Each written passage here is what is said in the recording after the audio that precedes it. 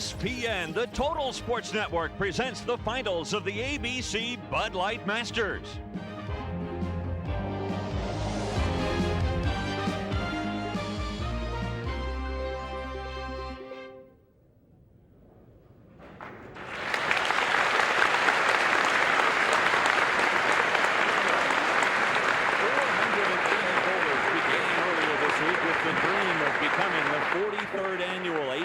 Masters champion. And now we're down to the final five.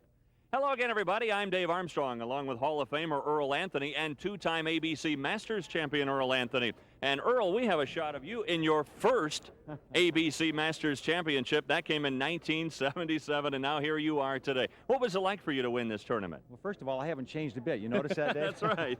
This is a very tough tournament to win. It's an endurance contest, and I think it takes a considerable amount of mental toughness. And for me, it was kind of a crowning blow for me to win this particular event because it's a different format for the bowlers. They're not used to bowling this many games of continuous match play all week long. And the guy that is really tough in the clutch is going to win this event. Well, we'll see who is the toughest here today. And let's take a look at the field. In the fifth spot right now is Ernie Schlegel, one of your contemporaries. Ernie's about my age bracket, Dave, and he is one of the toughest players out here. As far as mental toughness, Ernie's had a lot of experience in match play. He's been on the tour for I don't know how many years. He will be very difficult to beat. In the fourth spot, the smooth lefty, Parker Bone. Parker Bone is probably the best lefty on the tour today. Fundamentally sound. His game is great. I think he might be too nice a guy to win a tough endurance contest like this. Well, we'll see how nice he is today. Maybe he'll be mean on his competitors. Maybe he will. Joe Firpo, a guy who has suffered through some bad luck on the tour. He's had a lot of bad luck. Joe's coming off the worst year he's had as a professional bowler. This would make his year. It might make his career if he could win today. Well, talking about making a guy's year, how about Patrick Allen, our lone amateur? And the youngest player in the field and the least experienced. But sometimes those guys jump up and surprise you. The least experienced player sometimes comes out, he gets all pumped up and charged up and shoots the big game. And the number one qualifier, Norm Duke, a local guy from Edmond, Oklahoma. Norm is, next to Ernie Schlegel, probably the toughest match play bowler in the field. And if I were to pick a winner, obviously it has to be Norm. He's led the tournament almost from start to finish. He's the high average player in the field. He set some records this week. As far as bowling for your own money, which determines how good match player bowler you are, Norm's one of the best. For all of these bowlers, winning the ABC Masters would be their crowning achievement. Mentally, then, what do they have to do here today? Again, it's an endurance contest. These bowlers are all very tired. They've fought all week long from 9 o'clock in the morning till midnight some days bowling. Match play all through the week. It takes an extreme amount of mental toughness to come out here today bowling on national television and win a major event. So we're ready for that first match between Parker Bone and Ernie Schlegel.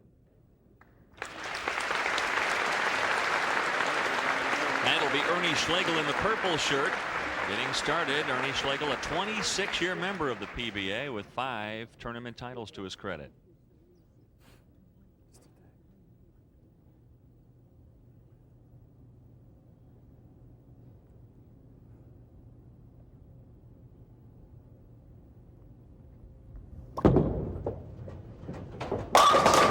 And leaves the 10 pin. Ernie goes more direct, Dave, than any of the other players in the field. We have 2 left-handers in the field today. Both of them hook the ball extremely well, like across a lot of boards. The other 2 right-handers are both hook players. Norm Duke will be playing right on the edge of the lane. He's the leader in the tournament. Ernie Schlegel goes very straight. He's an excellent spare shooter and generally stays out of trouble. You have to beat Ernie. He very seldom beats himself. And an opening spare for Ernie Schlegel. Always good to get that first frame out of the way, isn't it? It is, and just like the PBA Tour, we have a top 5 here where the guy that finished higher in the standings has his choice of starting lanes. Parker Bone, being in 4th position, chose to have Ernie Schlegel start the match, so Parker, in other words, will finish the match first, the 9th and 10th frame. He'll be sitting on the bench hoping to put pressure on Ernie Schlegel in the 10th frame.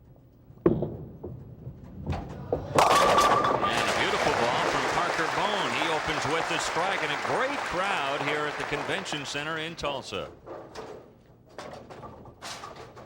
Parker Bone, a 9-year member of the PBA Tour and 7 titles to his credit. He's off to a fast start in '93, winning 95,000 plus already. And it seems like our 4 players that are professionals in the field today are all kind of hard luck players. They all have a great deal of talent. They never seem to be able to live up to what their expectations might be. This is one of the prime example. A very talented left-hander. He should have won twice as many tournaments as he's won. And a double for Parker Bone, the third. So Bone takes a 10-pin advantage now on Ernie Schlegel up in the second. Scores have been good all week here, Dave. We've had some extremely high scores. Norm Duke shot 821 for 3 games in one of his matches to get into the top 5. And Ernie Schlegel has had trouble keeping up with the high scores, but he's fought and grind and just been out there just grinding constantly, and that's how he got here.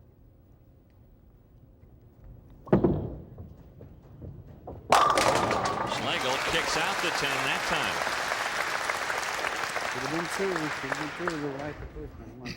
Now we'll take a look at Ernie as he goes to the foul line. Very deliberate player, good balance at the foul line, and kind of a classic style. Good approach, watch the arm swing, comes right up to shoulder level. Good balance at the foul line, goes through the shot very well, good high follow through. Ernie doesn't get a lot of heavy roll on the ball, but he's extremely accurate and he knows how to play angles, so he takes advantage of the roll he does have to get the most out of it. So he'll surprise you with some big numbers when you least expect it.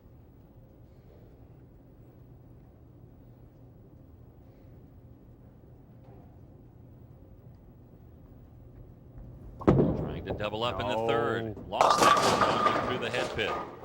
Exactly what happened. You're right, Dave. It fell off his hand. You see Ernie looking at his hand there, and he's had problems. I've talked to Ernie throughout the tournament, and he's had problems with his thumb all week long. We'll take a look at that. Watch how early you hear it hit the floor. Hit the approach before it even gets to the foul line. Right here, he loses it off his thumb. You can see it come off early, and when that happens, the ball always will go left. But he's had problems with his hand all week. It's a little tender, and he's having trouble with the thumb hole, keeping the ball from falling off his hand. The relatively easy 3-6, and the mark for Ernie Schlegel in the third.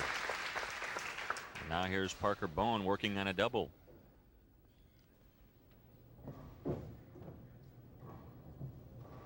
And a chance really early in the match here for Parker to put a lot of pressure on Ernie Schlegel. If he were to strike these next 2 frames, Ernie will have trouble catching up.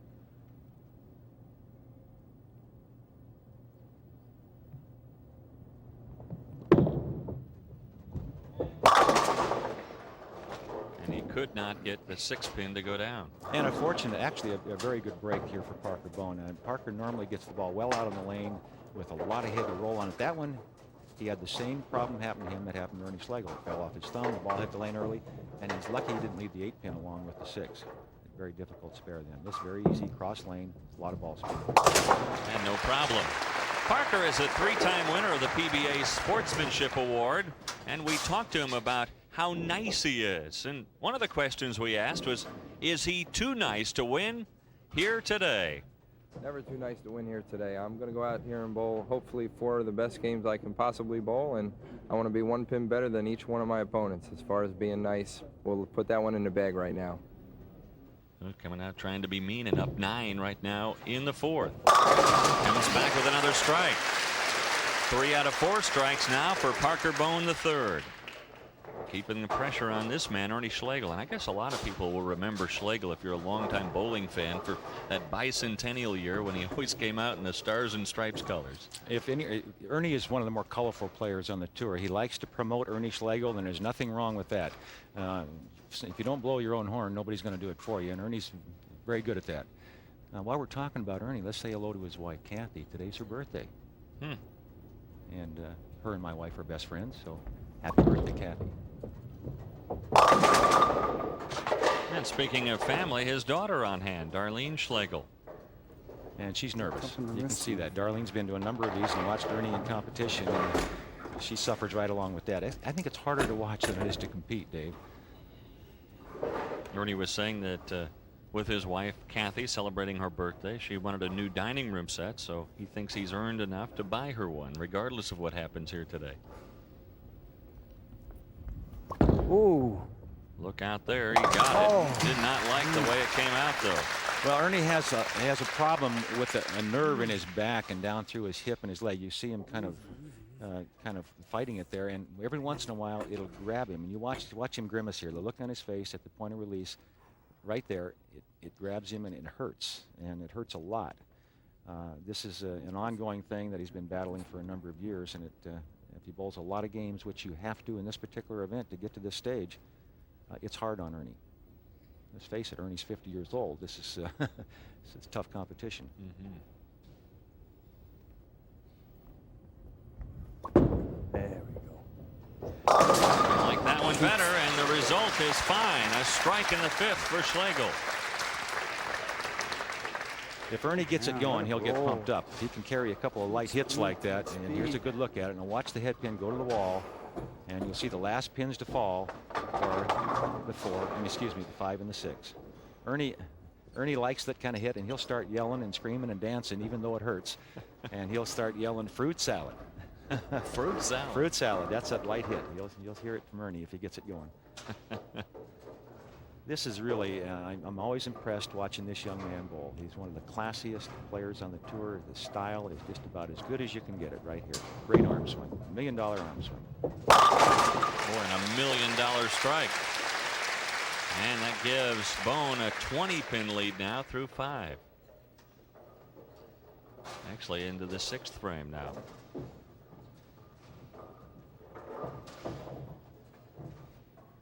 Ernie hasn't shot the big numbers. Talking about Schlegel, he's just been a grinder. He's been in there. He keeps pressure on his opponent all week long, as opposed to Parker Bone, who shot the big numbers. So if he gets out in front very far, Ernie's going to be hard pressed, Dave, to catch up.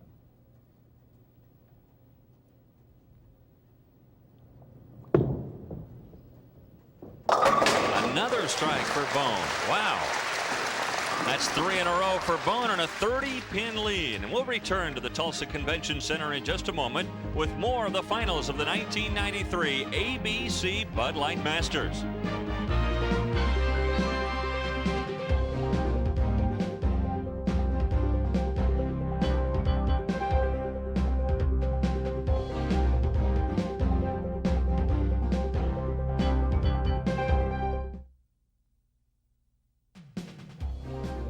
The 1993 ABC Bud Light Masters is brought to you by Bud Light. If you want great taste that won't fill you up and never let you down, make it a Bud Light.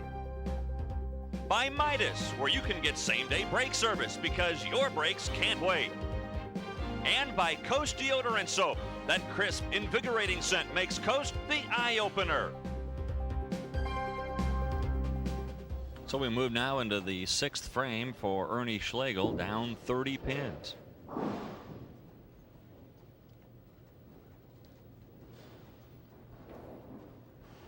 Schlegel working on a strike. Would love to double up here. It's getting late in the match. Ernie has to get something going. As you mentioned, he's on a strike. He actually needs to string out at least 4 or 5 to have a chance in this match at this point. Gotta hurry. Too much speed. Too much speed. Heard him say too much speed.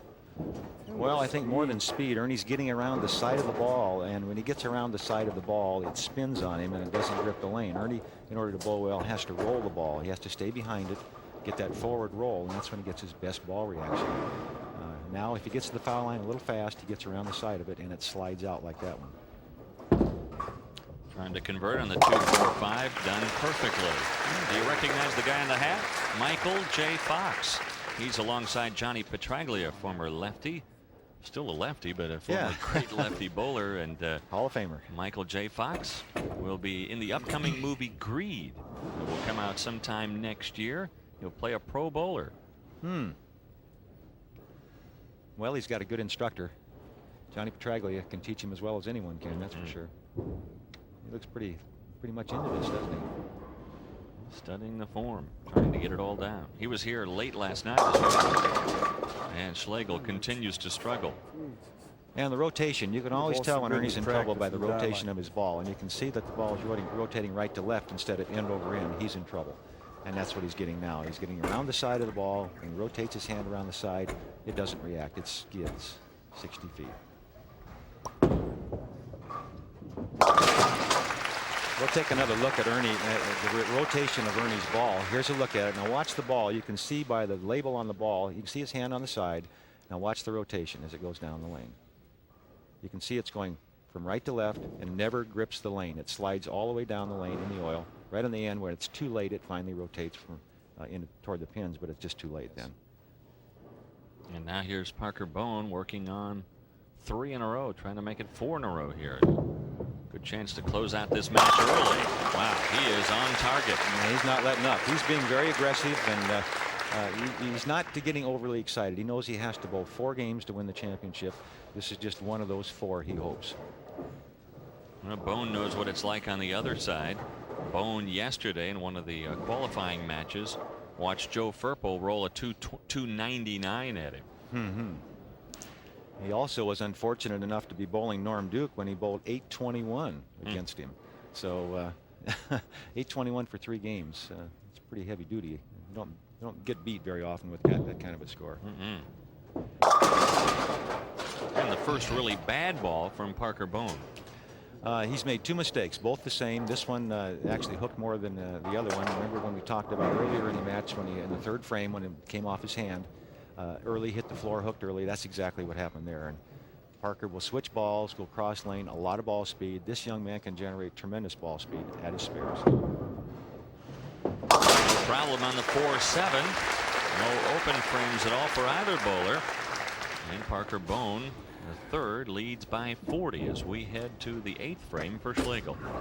Well, Ernie's only chance now is to strike out the rest of the match, and that would give him a possibility of 227. Parker Bone going at a 237 pace, so Ernie would not only have to strike out, he would have to hope that Parker Bone would make a major error, get an open, get back in the match. There's one. 1 down and 4 to go for Schlegel. His daughter smiling for the first time. She's doing her best to give Dad some support. Does it make it tougher on him watching Parker Bone off to such a fast start? It does. In this particular format, this is the PBA match game format for television, and in this format, 1 game, anybody can beat anybody, and it doesn't really matter. You have to be aggressive. You have to come out of the gate pumped up and ready to go, and Ernie normally is. He's usually very aggressive. When he isn't aggressive, it's because he's not sure of himself. And Ernie, you can see the look in his face. There's not a lot of confidence there. He's not sure how the ball's going to react, and so he's not very confident. He has to stay behind it and roll it. Oh, hung up in that one. Got it. Man, make him work for it. Make him work for it. You can hear, we've got him mic'd, so you can hear him say, make it work for you. He's talking about Parker Bone. He's saying, make him work for it. He's trying to strike this game out, so Parker has to pay attention. If Parker were to make 1 mistake, he could put Ernie back in the match. He cuts the lead down to 30. Coming up in the 9th, working on a spare from the 8th.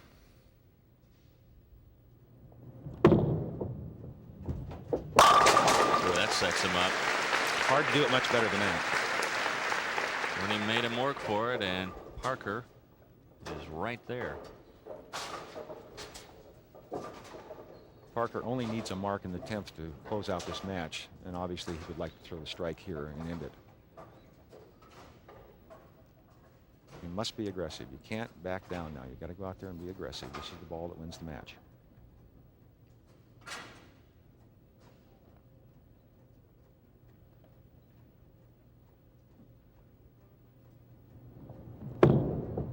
One more ball speed.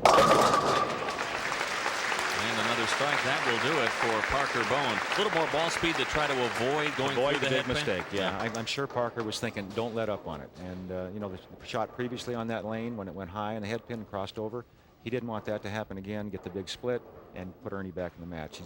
He knows that if he hits light in the pocket, and he's capable of getting that ball almost anywhere he wants it on the lane, he knows by keeping it light, he's got a good chance to win the match. And now just trying to stay smooth as he prepares for his next match, which would come against Joe Firpo, the man that rolled a 299 against him just last night. And a 257 possible now for Parker Bone with another strike here. Maybe in the 250s somewhere. Pretty good start. Not bad, and that gives you a lot of confidence. To come out of the gate with a big game like that. Joe Firpo's off to the side warming up, watching this and knowing that he's going to have to shoot a big score to beat this shot. Wow. 257 for Parker Bone III. Awfully tough for Ernie Schlegel. Well, it's been a good week for Ernie. He survived all the aches and pains, and believe me, Ernie's suffering out there right now physically, but he's bowled wonderfully well all week long. He's made some crucial shots when he had to under pressure to win some matches, and he's demonstrated why he's a winner on the PBA Tour, if not today. So for the second time in the ABC Masters, Ernie Schlegel will finish 5th in his career. Felt like Well, Ernie was talking about, you know, we've got that car for the 300 game. And we saw it in the lobby here, the $89,000 Excalibur. And Ernie for a 300 game, and Ernie said, I'm going to bowl that. And he said, Earl, you can drive me home and I'll sit in the back seat. You guys live near each other. About 45 minutes away. Schlegel's hot now and it doesn't matter. Well, he's a little more relaxed now, and he's not trying to be perfect. Ernie's very talented, there's no question, but sometimes he's just not aggressive enough when he has to be. And he tends to try to fit the ball. But still, the $11,000 he'll win here today should be plenty for any kind of dining room set for his wife, Kathy. That's right. And I'm sure my wife and Kathy will go shopping with that $11,000. So Parker Bone III wins the first match, 257 to 226. Bone will next take on Joe Firpo.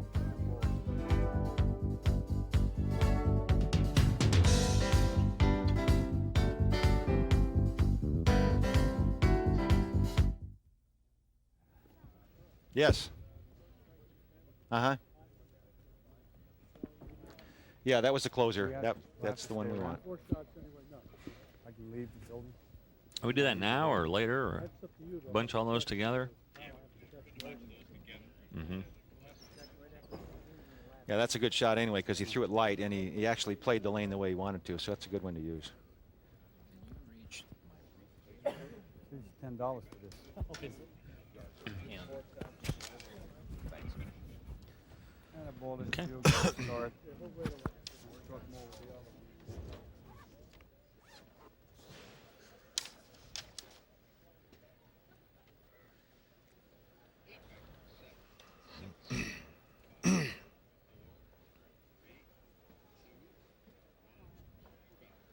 So Parker Bone III just too tough for Ernie Schlegel in our first match, winning 257 to 226. Parker Bone closing it out with 4 strikes in a row, and the first one in the 10th, a key moment. Let's take a look at some of the other finishers here today in our ABC Masters. It's the 43rd annual, and the top 63 plus last year's defending champion qualified for the match play. And as you mentioned, Dave, this is a big field, 480 bowlers, the largest field of the year for the professionals to compete in, and this is also open to all amateurs. And here's a previous champion, Rick Steelsmith. Gary Dickinson, one of the better older bowlers, about ready to go on the senior tour. $235,000 overall at stake here in the Bud Light Masters. Jimmy Johnson, son of Hall of Famer Don Johnson. And there's my old nemesis and good friend Frank Allenberg, and he's in the truck doing the stats with us today and the graphics. He beat me here in 1978, not here, but at the Masters, and I'll never forgive him for that. Doug Kent, who is the defending champion, or actually 2 years ago, I think he won it. Interesting to see the money total here today, Earl, because in 1977, the year that you first won the Masters, the top 8 finishers earned a total of $22,935. Yeah, but it was worth more then, Dave. Things didn't cost as much 16 years ago. All right, we're ready for match number 2 now. Parker Bone III, who won over Ernie Schlegel in match number 1, now moves on to face Joe Firpo. And we'll be back with that match here from the Tulsa Convention Center in a moment.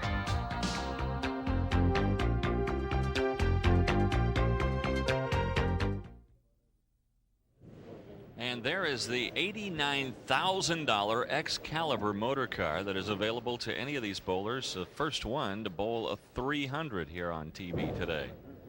You wouldn't mind that. I can see you behind the wheel of that Excalibur. I'd like to take it out for a little test drive. I think that'd be great. What a car, huh? Terrific. Unbelievable. Well, the next guys with the opportunity to win it, Joe Firpo and Parker Bone III. Parker Bone coming off that sterling 257 opening game over Ernie Schlegel. Well, the lane condition here is conducive to high scores, as we've talked about already. We've had some big numbers throughout the week. Norm Duke shooting 821 for 3, for example. Several 300 games bowled here this week. There's no reason why we can't have one here on 29 and 30. The synthetic surface we're playing on is very smooth. The ball reacts very true. The oil pattern is such that it's not that difficult to keep the ball in play. The bowling balls players use today strike almost at will, so let's hope we get it. That's a good start. 11 to go. One down, 11 to go for Parker Bone III. Now here's Joe Firpo, a 10-year veteran of the PBA Tour with one title to his credit, that a doubles title at the Showboat PBA Doubles Classic in Las Vegas. That one in 1987. So you're taking a much different angle. Joe has always had a little problem making the good shot when he really has to. You might say in a clutch situation he sometimes lets it get away from him, and there's a good example. He's nervous. This is his first shot on television, bowling for a lot of money, and the ball has kind of fell off his hand. Joe throws a very powerful ball, gets a lot of revolutions on the ball, and if he gets it in the pocket area, he almost always strikes. Very seldom will he get wrapped. We're doing it a little bit the hard way. Firpo opens with a bar.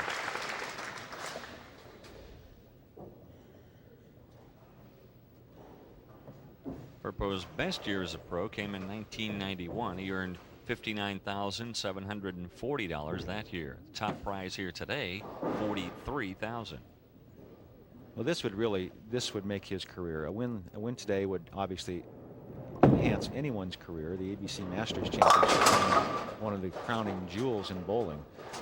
I consider it one of the major championships, and I'm sure most of the bowlers that participate in this event feel the same way, Dave. Right along with maybe the PBA National and the Firestone Tournament, which is now changing, from what I understand, to a new sponsor. That's what I've heard. And of course, the US Open being the other major event. First split of our two matches. This is the mini split, the 3-10, no problems for Firpo. That's probably the best thing that could have happened to Joe. He made a bad shot, got an easy spare, you might say, as far as a split is concerned. And watch how aggressive he is at the spare now. And this is what he needed. Get the blood flowing, get his heart pumping a little bit. He was just so tentative with his first two strike shots that he had no chance. Maybe that'll make him more aggressive. He's going to have to be aggressive against this fellow because Parker Bone has found his line. A little bit high that time, though.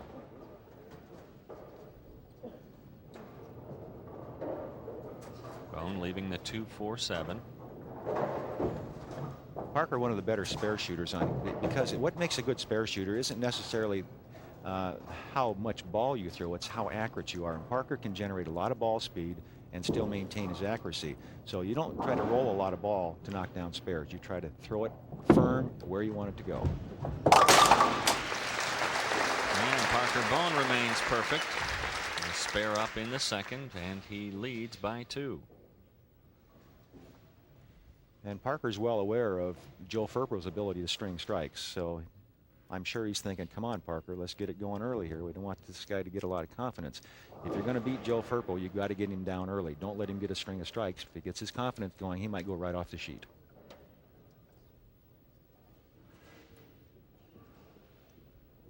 And again, a little bit high. So Parker Bone all of a sudden struggling just a little bit. Maybe slowed his speed down some. And throughout the match play, and I was here all yesterday afternoon and evening watching the match play, and it seemed to me that the left lane on every pair was the more difficult. So here on lanes 29 and 30, lane 29 being the left lane, that's where you generally see most of the bowlers have more problems. Parker's been high 3 times in that lane now so far.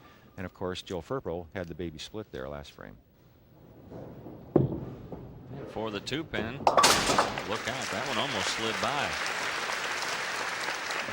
That one almost got away from him, and there is the oil pattern is such that if you get it too near the edge of the lane, it will start to skid, and that's what happened there. Parker got the ball a little wide, and it hit that oil on the edge of the lane and almost didn't get back. Was he maybe checking out the lane there? No, he was just trying to make the spare, and he got a little careless. He wasn't checking. He knows where he wants to throw the ball. Now Firpo trying to get on target, and does in the third. His first strike.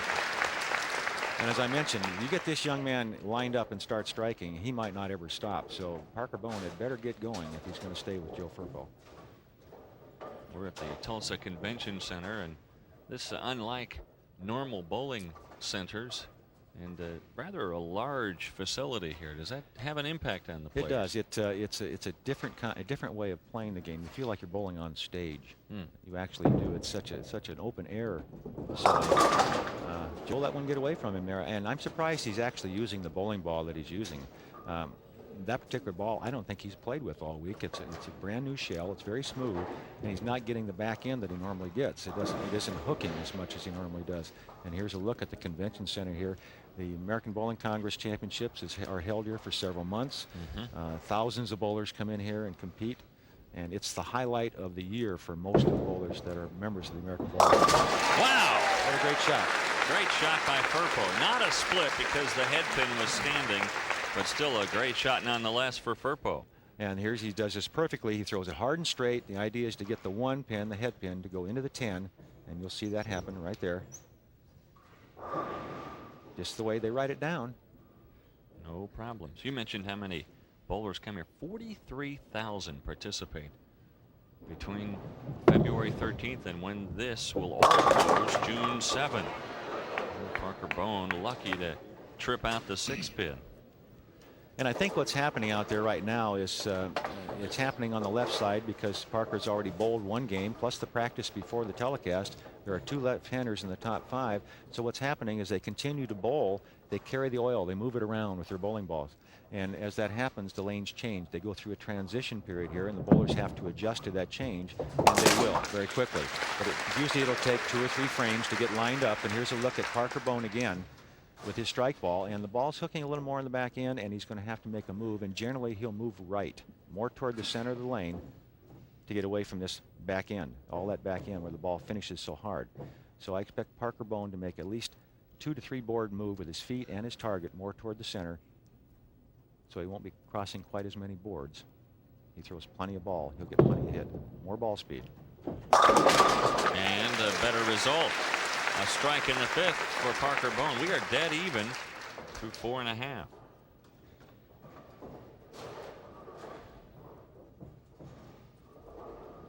Joe Firpo, who broke a bone in his right foot at the 2nd stop of the '92 PBA Winter Tour. That caused him problems all year. And his worst year as a pro, earned just $6,120.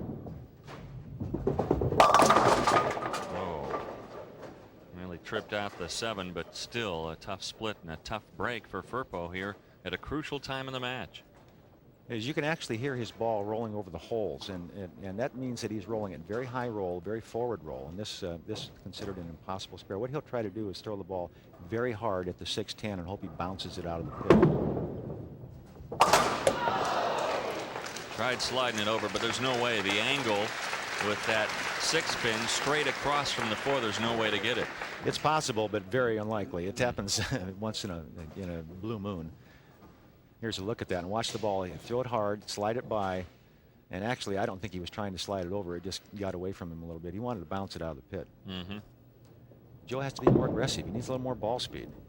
The ball really hooking hard in the back end, and he's just too soft with the ball speed. He's trying to fit the ball, and you cannot compete against the best players in the world when you're trying to fit the ball. You have to go out there in a 1-game match and really be aggressive and make them feel the pressure of you throwing strikes. You're not going to beat them with spares.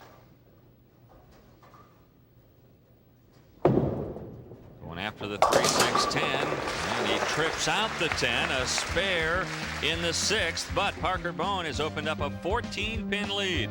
And we'll be back to the Tulsa Convention Center in just a moment.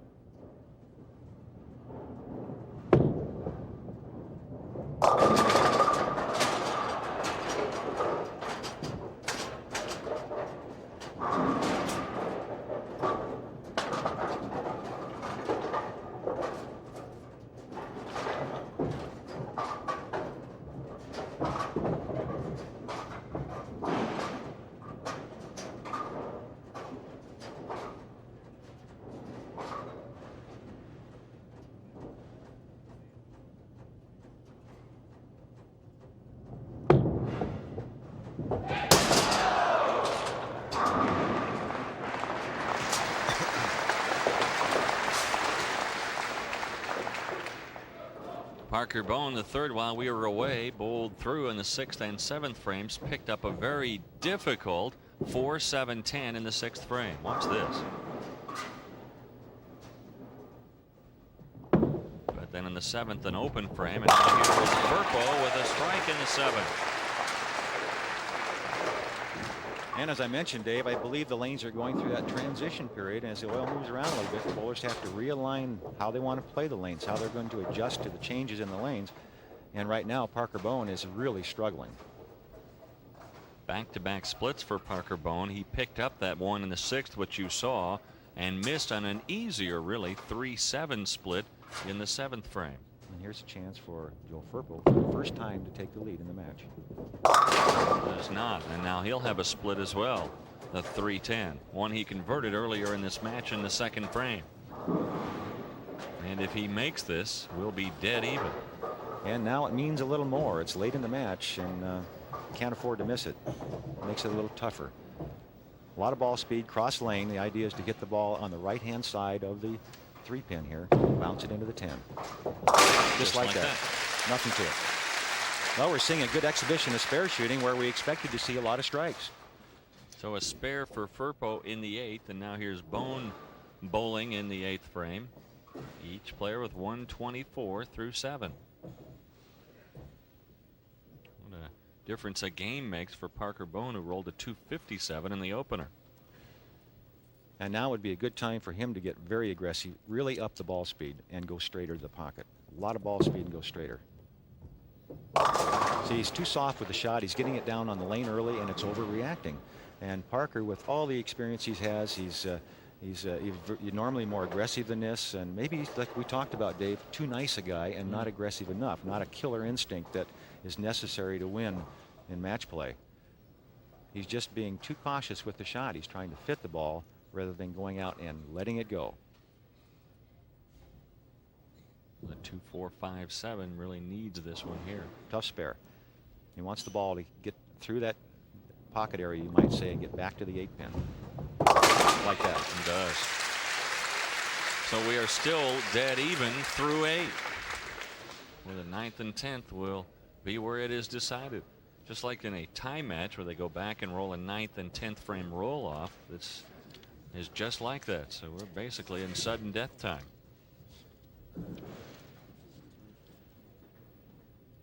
The winner will move on and meet Patrick Allen, the lone amateur, and another lefty.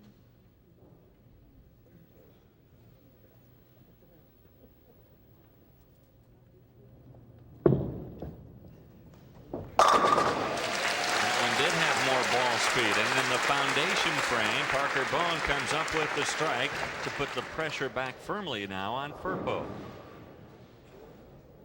Firpo has the advantage of finishing the match first, and I consider that an advantage because if he were to strike out for this maximum of 204 at this point, it would be squarely on Parker Bone's shoulders to tie him by getting 3 strikes in the 10th.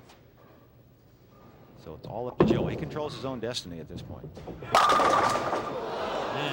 Tough break there. Well, maybe he doesn't control his own destiny. That's about as bad a break you can get in a crucial situation as you'll ever see. The solid 9, and that is, I think that's a result of today's bowling balls. And here's a good look at that. The tremendous rotation that Joe gets on the bowling ball, and watch, no deflection. The ball should hit the 9. It should deflect and hit the 9. Instead, it picks the 5-pin right off the 9. And almost the end of the match. If he'd have missed that, it would have been all over. He's looking back at the crowd like, what? Me sweat? And he's rubbing his thumb. He may be having a little problem with the gripping of the bowling ball. Still anybody's match. If Joe just marks in the 10th, he makes Parker Bone mark. And you see the score. Bone leading by 1. But Bone, more importantly, with a strike in the 9th. A long way to go. And that's disaster. And that's just a lack of really experience in crucial situations. And it seems as though, unfortunately for Joe Firpo, that he has a history of not making the good shot when he really needs it. And it's cost him a lot of money and a chance to win a few championships over the years. And the 1-2-8-10. How does he want to make this? He's basically the way he made it last time. He's going to try to hit the head pin on the left side, slide it into the 10. The ball will take out the 2 and, of course, the 8 pin. Just like that. Getting a good exhibition on how to make spares, but we're not getting very many strikes. And this on a high-scoring lane condition also.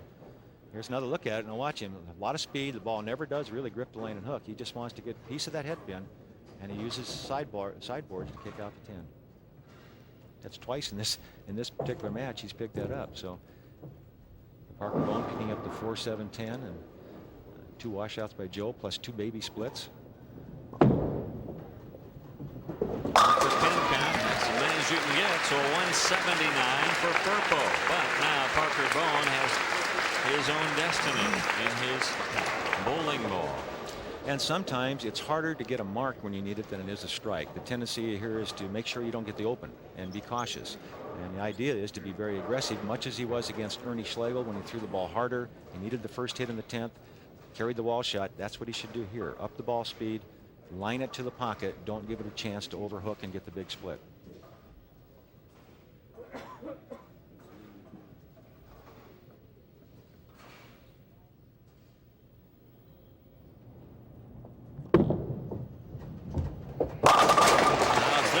That's the way to do it. More ball speed. He knew when he let go that he'd done what he wanted.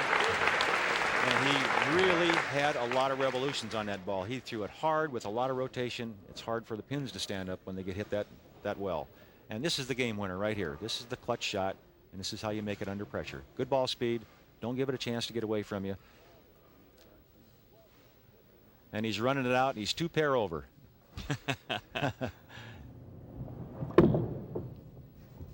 And another one. So Parker Bone III will move on to the 3rd match. And maybe one of the key moments too for Parker Bone was back in that 6th frame when he converted the 4-7-10 split. Very likely that was the shot that kept him in the match, but really when he opened in the 7th frame and put Joe Firpo back in the match, the key wasn't that Parker won this match so much as it was Joe Firpo lost it. Parker Bone with a 204-179 win over Joe Firpo. He will next meet Patrick Allen here in the ABC Masters.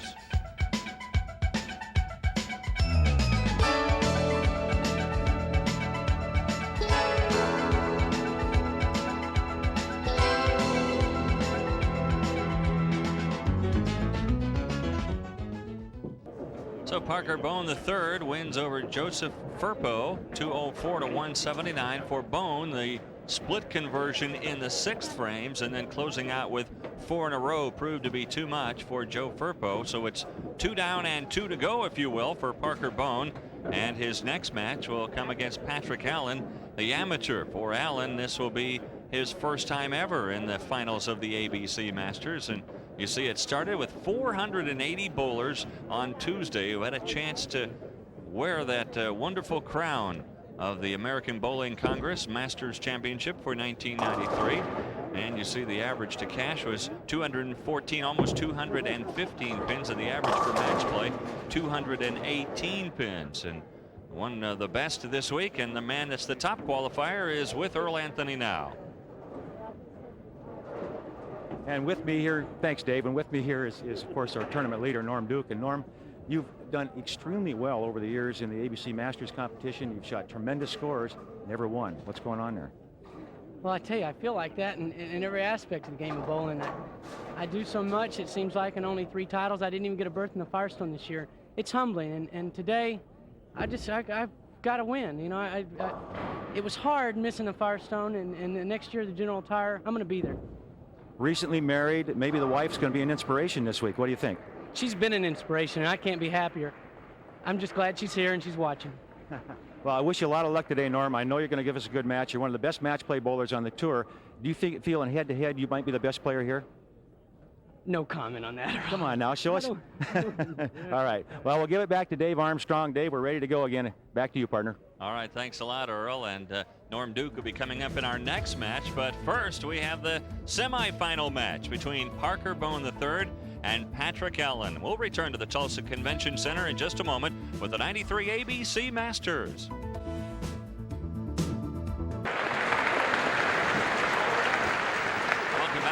Convention Center in Tulsa. Parker Bone III, who has won the first 2 matches, set now to go against Patrick Allen, the amateur.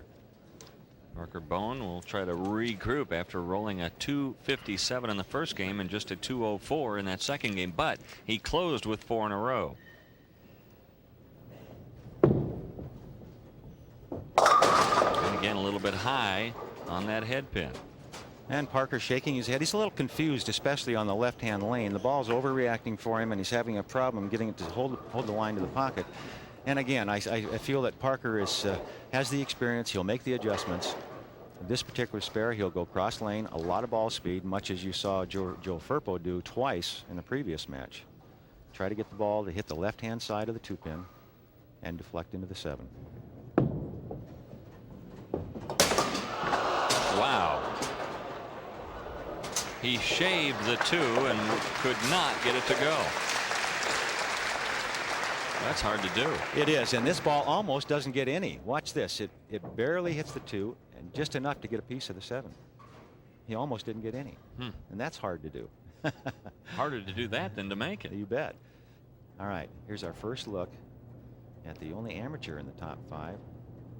22 years old, Patrick Allen.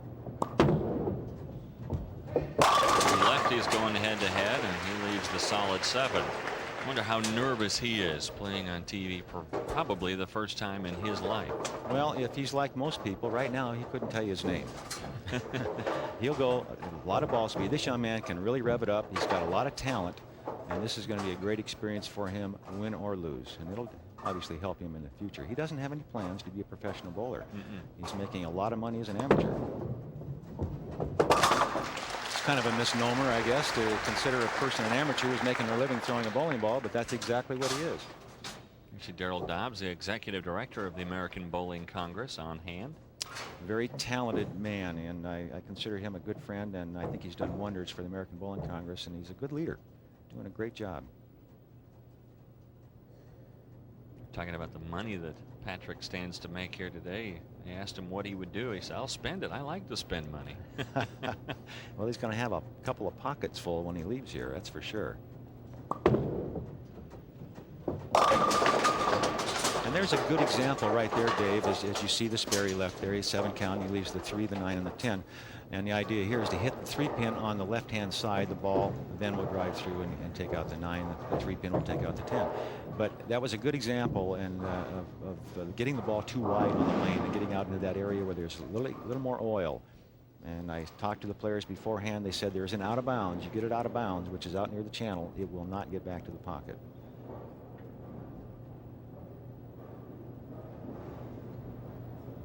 Going after the 3, 9, 10, just like you said. Perfect cover. He's doing well. He's showing some composure here. He's had a lot of experience in amateur events, but very little. Here's another look at it. Watch the ball hit the left side of that 3-pin. Drive it into the 10. Ball takes out the 9. We have seen some great conversions on spares today. Some splits that have been made. Parker Bone has to feel that he has an advantage in this particular match. He's had so much experience on the professional tour and match play competition, television competition. Well, he avoided the big one, the 7-10, and leaves the 10-pin. Will it make more of a difference on the conditions of these lanes with both of these bowlers being left-handed?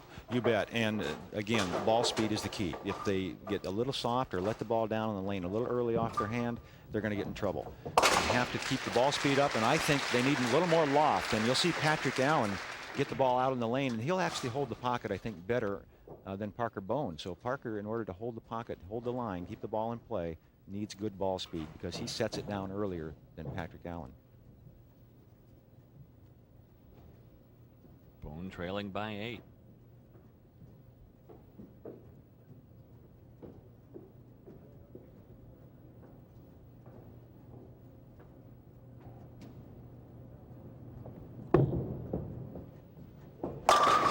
That was better. Much better. Good ball speed, and he actually changed the rotation of the ball a little bit. He stayed behind it a little more, got a little more end over end, which takes the sharp break off the back end when it gets down to the pin deck area. The more side rotation you have, the harder it is to control the ball. And here's a good look at that. Watch this. He doesn't get around the side quite as much. You can see his hand behind the ball. He lifts kind of straight up, and the ball isn't spinning quite as much. It's rolling more. Keeps it on line. And crucial error twice on that lane for Parker Bowen. And there's just no excuse for that. Parker is just too good a spare shooter to miss an easy spare like the 7-pin. Well, he's really put himself in a hole now, down 20 to the amateur Patrick Allen. I wonder if he's relaxed a little bit too much bowling against a guy he thinks he should beat. This kid can jump up and bite you, and it could happen right here. Good ball speed. He'll get it well out on the lane. You hear it hit the lane 5-6 feet out. And a strike for Patrick Allen. He continues to put the pressure on Parker Bowen III. Earlier today, we had a chance to talk with this amateur, Patrick Allen. Patrick, the lone amateur here today. You feel any extra pressure being the lone amateur? Well, not really. I'm bowling against a lot of good bowlers, and I know that I'm going to have to bowl good anyway to win, so I'm just going to try and do the best I can. It's been like a fairy tale week for you, hasn't it? Yeah, I would have to say so. I'm very fortunate to be where I am, definitely. Okay, good enough. Thanks. Thank you. Good luck to you. Thank you very much. So for Patrick Allen, now leading by 20 as he bowls in the 4th. He has been helped by Bowen, who has opened twice already. And Allen now going for the jugular. And for Parker Bowen to have a chance to get back into this match, which is by no means over, don't get me wrong, but excuse me, for him to have a chance to put any pressure on this young man, he's going to have to up his ball speed. That's all there is to it. That's the answer. He should see that. He should be able to see Patrick Allen throwing the ball harder than he is, getting it well out on the lane, and it's holding the pocket. Parker has to do that.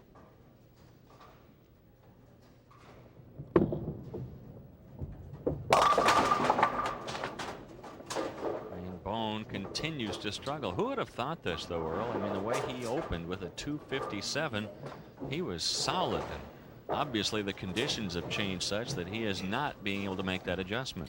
You're right. The lane condition has changed a little bit. The ball's hooking a little earlier. And again, I keep saying this, but it's so important that he get the ball out over the foul line in the air to eliminate some of that early hook. The way he threw that spare ball right there is the way he should throw a strike ball. That ball, he got it out in front of him. He didn't set it down. He's setting his strike ball down on the lane surface very early, and that almost always will go to the right. And for Parker Bowen, that's a lot of trouble. That's the 2 opens.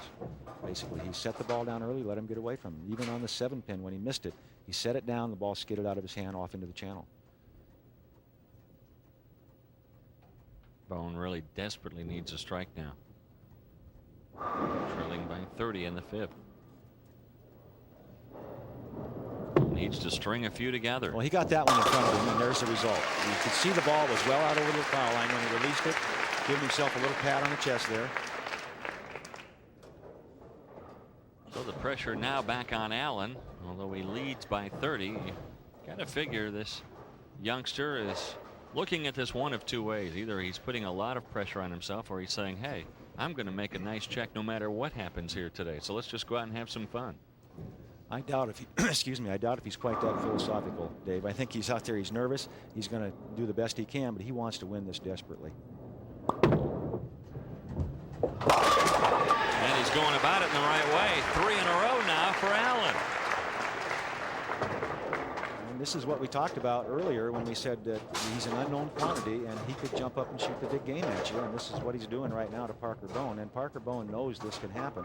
And that's why I'm surprised that he had those 2 easy opens to start the match and give this young man confidence in getting going.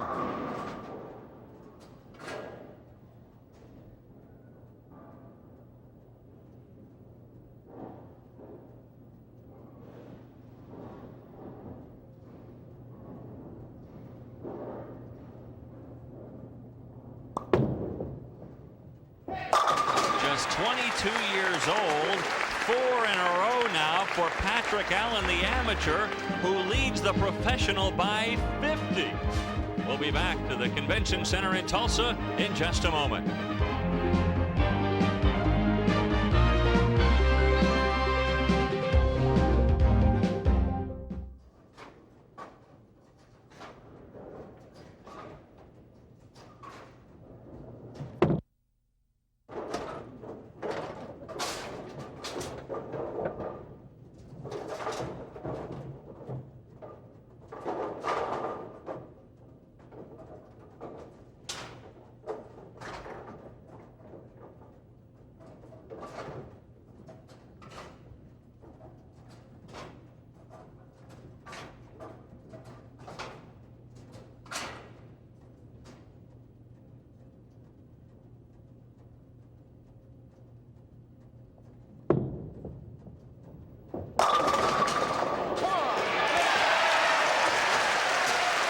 We're back now at the Tulsa Convention Center. Parker Bowen has just come up with 2 more. He has 3 in a row now and is closed to within 30, and he gets a break here on the 7-pin.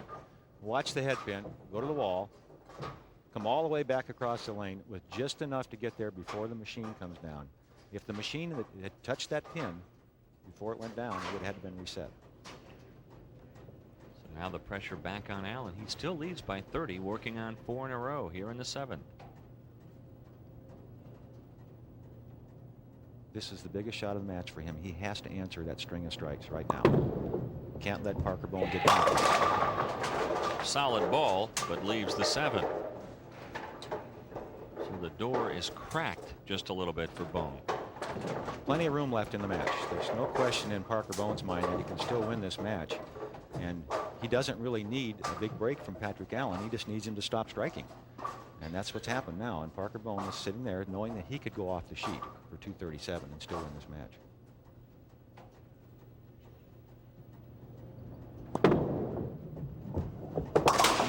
And the easy spare for Allen. He remains perfect through 7.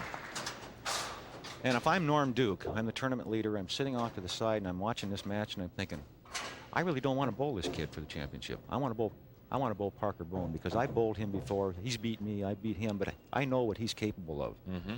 This young man is an unknown quantity, and you don't really have a lot of confidence when you're bowling someone for the first time. You don't know what to expect from them. So I think Norm Duke, if he had a choice, he'd probably rather bowl Parker Bowen than the unknown quantity in this young left-hander. Interesting.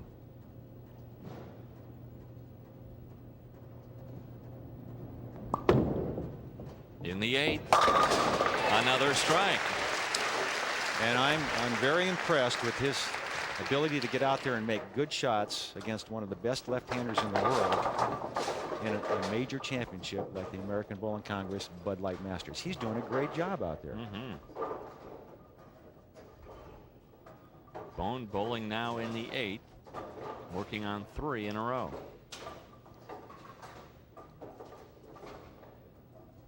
He just took a re-rack. You're allowed 1. He just took it there.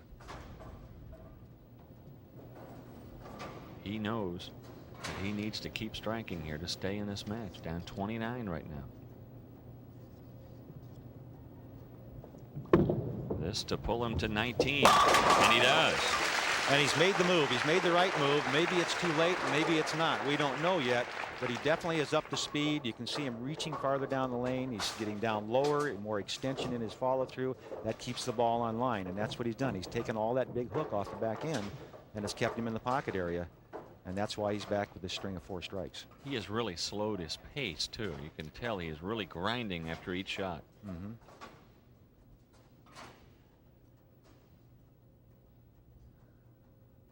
There's the scoreboard through 8.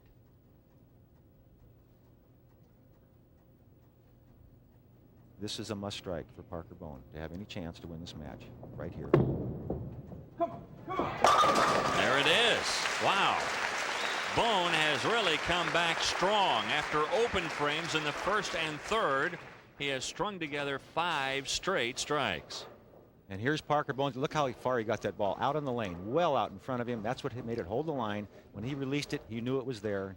Here's his reaction. This is really where we see what this young man's made of. Patrick Allen bowling for a major championship, 9th frame. He needs this to extend his lead and have a chance to win maybe the Masters Championship.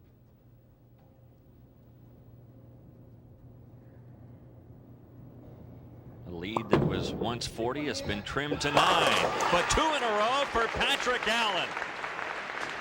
And he's really answering the call. Parker Bowen has said, here it is, come get it. And he says, I'm coming after it. He's ready. I'm impressed. 22 years old. Bowling on TV for his first time ever. He's bowled a lot of major amateur championships around the country. He teamed up with Mike Lichstein, who is the son of former pro bowler Larry Lichstein, to bowl in a doubles tournament where they finished, I believe, 4th in a PBA doubles event. So he has some experience against the pro bowlers, but nothing of this nature. Well, Michael J. Fox is getting a great lesson in what it takes to come back in the clutch. And he's getting an idea of what the drama is like when the bowlers play for this much money in a major championship. Michael J. Fox will star in a bowling movie called Greed, due out next year sometime.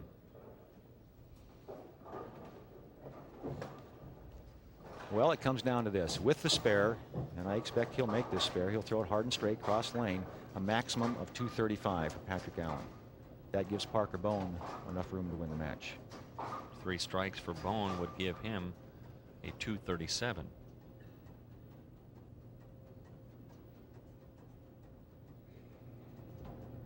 One of the easier spares for a left-hander. All right, now Patrick Allen wants to strike desperately on this ball because he fills the frame, and what he does then is make Parker Bone not only get 2 strikes to win, but he has to have at least 9 on the last ball, or 8 would be a tie. Strike here for Patrick Allen for 235.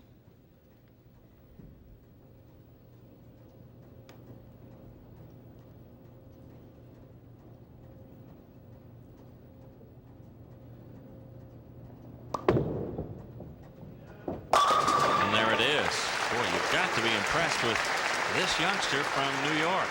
All right, now we see if Parker Bone is as nice a guy as we think he is. Here's his chance to 3-time Steve Nagy Award winner, which is given to voted by the other players as the guy with the best sportsmanship on the tour.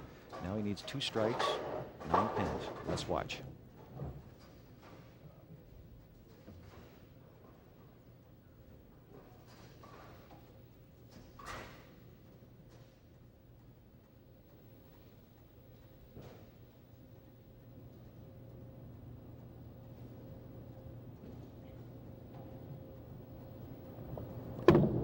Oh, good shot. Oh, does not get the 7 to trip out, and Patrick Allen will move on to the finals.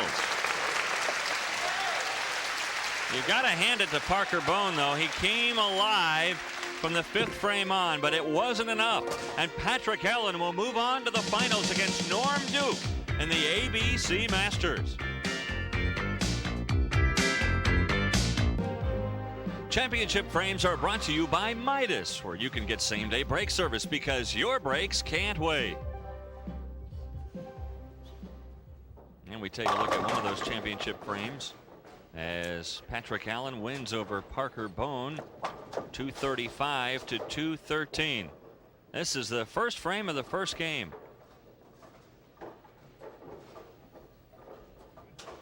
And that was a nice way for Parker Bone to start. He finished with a 257 and wins the first match over Ernie Schlegel. 257 to 226 over Schlegel in that first frame of the first game. Boy, he really strung together several strikes to win that game. Then in the second match, it was the 10th frame that proved to be the difference as Parker Bone held on and came alive to win over Joe Firpo.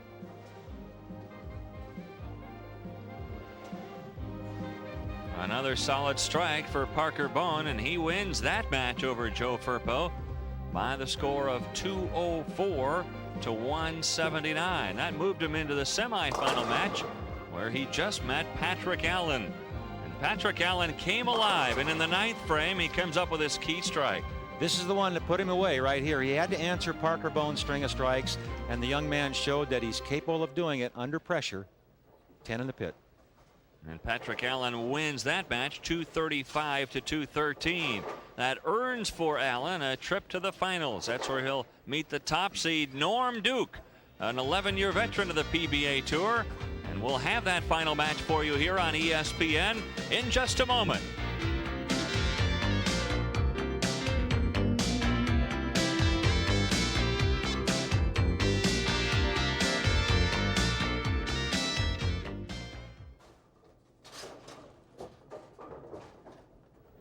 Everybody would get it except Patrick Allen. I'm just going to mention this. The winner, it's 3-year exemption in the Tournament of Champions. If it's Duke. If it's Duke, yeah. But see, we can use that. Patrick Allen would not get that because he's not a PBA member, so we'll say that also.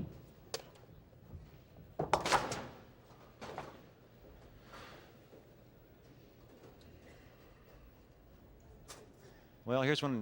Kent, can you hear me? This is when I'm going to give you a little mention on that ABC shirt, okay? because Norm's the only guy wearing it, so we'll do it early in the match so it's out of the way.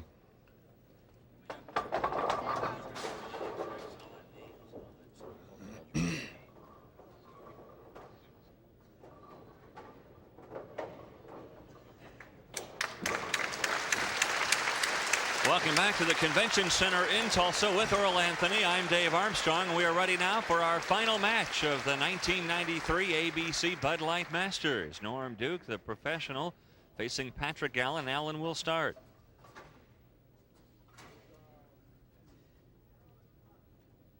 The surprise of the tournament, young Patrick Allen, 22 years old, with a chance to be the ABC Masters champion. And a great way to start. And the winner of the American Bowling Congress Bud Light Masters gets a 3-year exemption into the Firestone, which used to be the Firestone, now the General Tire Tournament of Champions, held in Akron. Norm Duke would qualify if he were to win. Of course, Patrick Allen, an amateur, would not be eligible.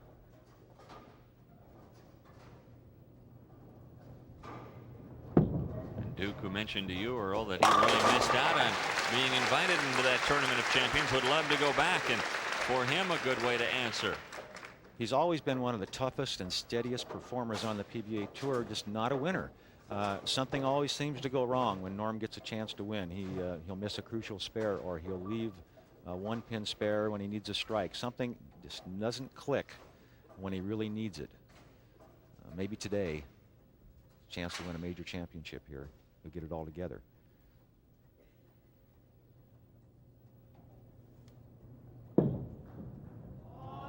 A little bit high.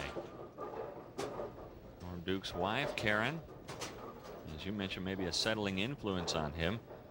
Norm, the youngest to ever win a PBA Tour title. That came in the '83 Cleveland Open at the age of 18. I remember that very well. I was one of the guys he beat that day. Probably didn't look much different than he does today. He still looks like an elf, doesn't he? A little bit like a little guy. He's just a little guy. You know, he's a very talented player and very much a good match play bowler. And he converts on the spare in the second. And you see even Duke trying to calm his nerves just a little bit. We talk about a guy who has been steady. It's this one, Patrick Allen. This is 4th start in the ABC Masters. Never has made the cut. Never has cashed in. Boy, is he going to cash in today. Generally, psychologically, in your mind, as you get up to bowl in the championship match, the guy that won the match before has a slight edge. He's already bowled a game. He won it. He has nothing to lose, everything to gain. Whereas the leader, he's trying to hang on. He's led the tournament. And he thinks he's already won it. Now he's got to give this guy a chance to win it back. Patrick Allen not letting up. How much difference does it make to have bowled one time on these lanes already? It's an advantage. In my estimation over the years, I've always felt it's about a 30-pin edge for the guy that wins the previous match. He's relaxed. He doesn't have to get accustomed to bowling on the championship pair with the cameras on. Norm Duke, no matter how many times you've been on television, it still takes you 2 or 3 frames to get acclimated. Meanwhile, Patrick Allen could start with 3 in a row and a 20-pin lead. Duke would be in the position of trying to catch up.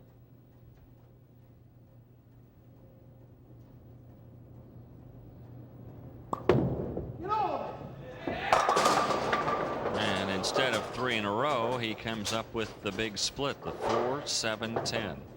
This one was converted earlier, not by Patrick Allen, but by Parker Bone.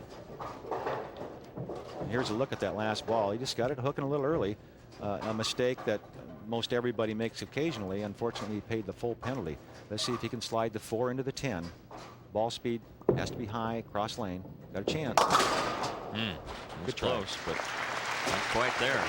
You know, speaking of how you think in this situation, here's a good example. The shirt that Norm Duke has on is put out by the American Bowling Congress, and it's called Mindset. And the idea of the shirt, you see the design on the shirt, is to get you in the right frame of mind to perform at your peak. And that's what it's for, and that's why he's wearing that. Maybe it'll help him. We'll see if those arrows are pointed in the right direction. They were on that shot. 5-pin lead now for Norm Duke. Let's see if he seizes on that open that Allen gave him in the third. Normally, if you make a mistake against this caliber of a player, they jump on you. You can almost expect it. When you make a mistake, you pay twice the penalty. Your own error you paid for, and then your opponent jumps on you for another 10 or 20 pins. So you can almost count on it. More speed there. And a better reaction. Much better. Remember, he was high on that lane last time, and he came back shaking his head. He made the adjustment, increased the ball speed. The ball held the line.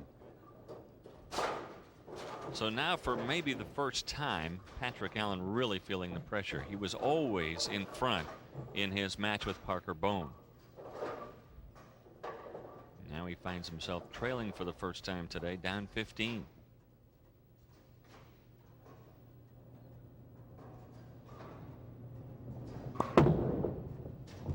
How's that for an answer? Well, he sure doesn't show any stress, does he? He just gets out there and gets the job done, and he shook off that open frame and that he had in the third with the big split like it never happened. Just went out and made a great shot. He's not going to roll over and play dead for Norm Duke. Patrick Allen, who made the first cut down to the 120 bowlers by just 2 pins.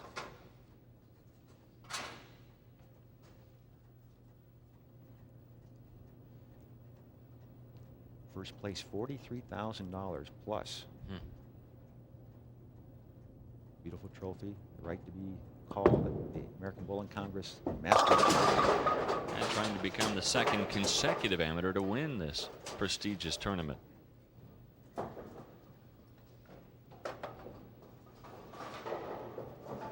But he's facing a very tough competitor in Norm Duke, who averaged 245 in match play. That's phenomenal. Phenomenal. That's a record, and it's a phenomenal scorer. It's just unbelievable that anyone can average 245 for the number of games over crossing pairs of lanes in this type of very intense competition. A spare for Allen in the 5th, but still trailing Duke by 15. And Duke has the ABC Masters 3-game series record. He rolled an 857 and 89, and if you thought that was a fluke, how about an 821 that he rolled in the semifinals here this year?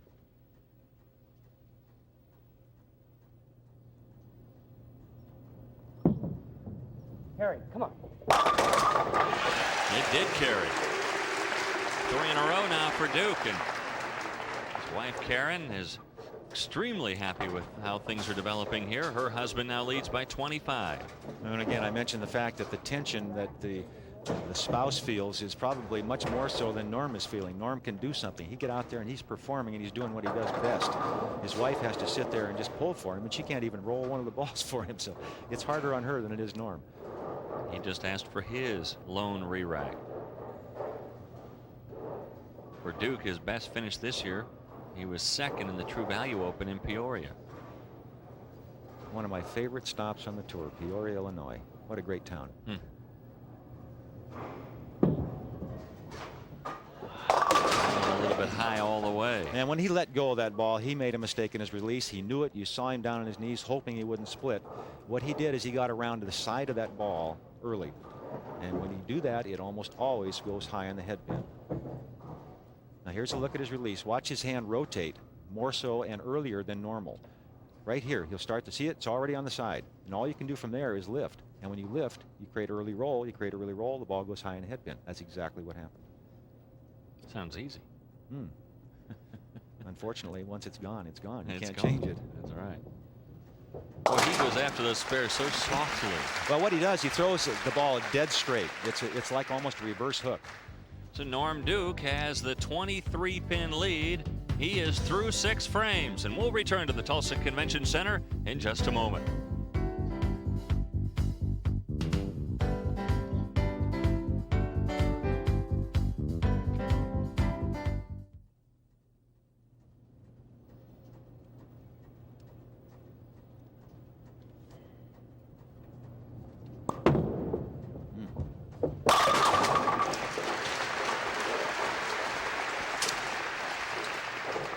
This is the tough lane. If the kid can get 29, if he can hit it twice, 7th and 9th frame, he's got a chance to win this.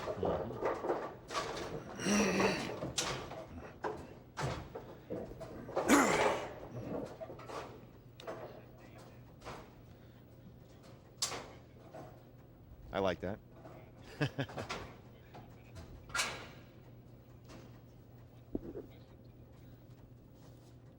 We're out of here.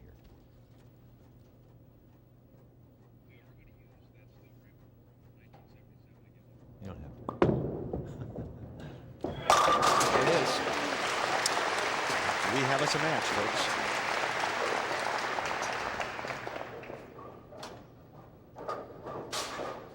So both players are having trouble in the left-hand lane. That's the more difficult of the two. It has been that way all through the tournament. Who finishes on the left? This young kid, Duke, finishes on the left, and he chose to finish there. I'm going to mention that. Good shot there.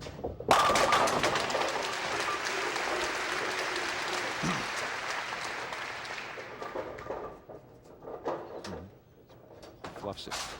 He's got great touch. Huh?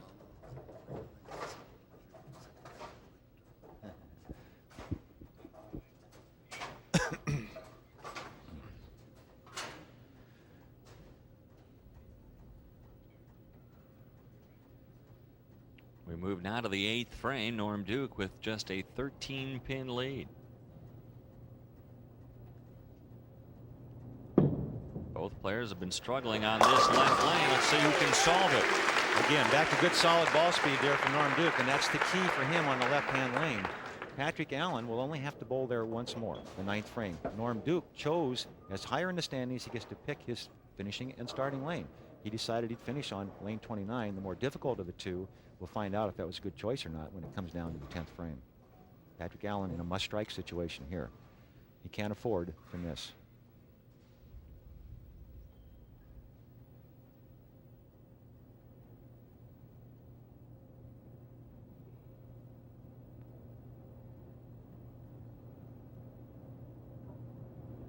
Going for 3 in a row. There it is. I'll tell you, you have to be impressed with the composure of this 22-year-old amateur. I am. I'm definitely very impressed. And here's the key shot for the match. Right now, Patrick Allen on the more difficult of the two lanes, lane 29, if he should strike here, would put tremendous pressure on Norm Duke. And you can see Norm Duke, when a man's sitting there and he's breathing through his mouth, he's feeling pressure.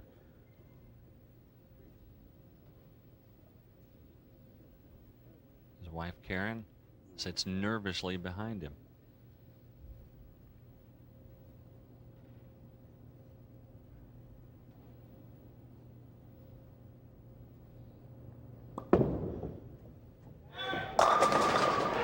Will he get it on the 7? No, the headpin came flying across the lane, but did not trip out the 7. Boy, a tough break. And what a great for shot. Patrick Allen. A crucial situation, probably the biggest shot of his young career, and he did it extremely well. Can't let that affect him now. He has to make this spare. Still very much in the match.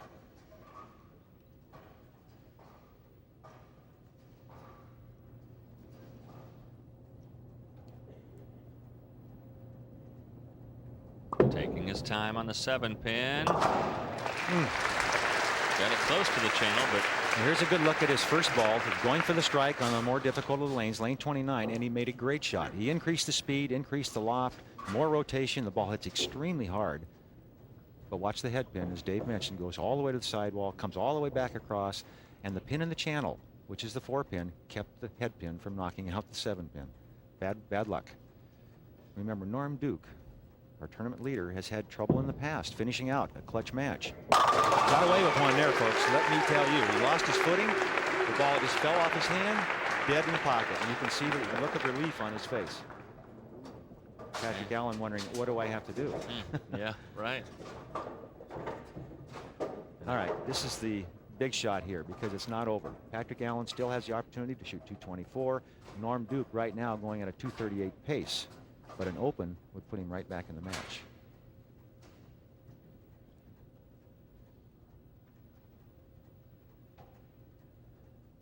He has to keep the speed up. He yanked it a little bit. And he got it. All right. And a look of relief on his wife's face. How about that? Norm Duke, a strong finish here. Strike starting in the 7th frame, in the 8th, in the 9th, and one more here in the 10th. And finally, a sigh of relief and a kiss for the bowling ball. All right, now keep it on the deck. That's all you got to do, Norm. Keep it on the deck. And we got a winner. We do have a winner. Norm Duke wins the 43rd annual 1993 Bud Light Masters champion. There he is, ladies and gentlemen. We'll be back to crown him in just a moment.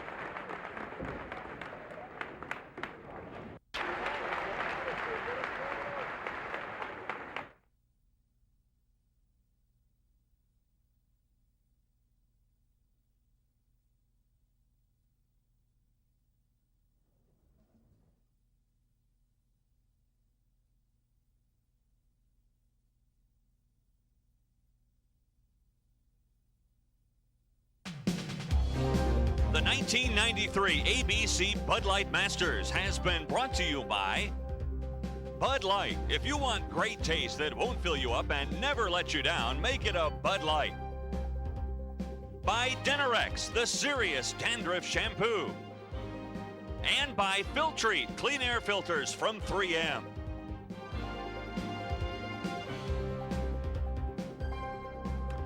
And welcome back to the Convention Center in Tulsa, Oklahoma. Here's your champion, Norm Duke, ladies and gentlemen. Congratulations. How's it feel? I don't know yet. It feels really good. I didn't feel like I played to the best of my ability, but it's a lot of pressure. It's been a long time since I've been in this position. This is your biggest win, obviously. Obviously, yeah. Congratulations. Paula Brown is here from Anheuser-Busch with a nice check on hand. Norm, on behalf of Anheuser-Busch and the Bud Light brand, proud sponsors of the ABC Masters Tournament, it's with great pleasure that I present you this check for $43,600. Congratulations to you. Thank you, Paula. Pam? Paula. I'm sorry. I'd like to special thanks to ABC, Ted Malonis. Every year they host this tournament. It's a great event. We'd also like to thank Bud Light for their involvement with the PBA and ABC. All right, we have no more time here at the Tulsa Convention Center. For Earl Anthony, I'm Dave Armstrong. We say so long once again. Congratulations to our champion, Norm Duke. Tremendous win here today. So long, everybody. Next Saturday afternoon on ESPN at 2 o'clock Eastern Time, it'll be the Touring Pro Senior Doubles from O'Fallon, Illinois. This has been a presentation of Bud Sports in association with ESPN. Coming up next on ESPN, stay tuned for the semifinals of the Panasonic German Open Tennis Tournament.